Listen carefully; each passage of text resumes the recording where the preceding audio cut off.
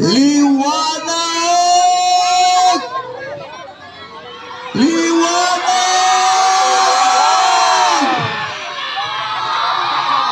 Ngayon, maliwanag na aking karyan. Tayo ay magalak at magsaya. Ating umpisahan ang kasayahan ng pagtitipon nito. Dahil simula sa araw na ito, aking karyan magiging mapayapa at hayag ang lahat ng mga gawain. Lahat tayo ay magsaya at magdini.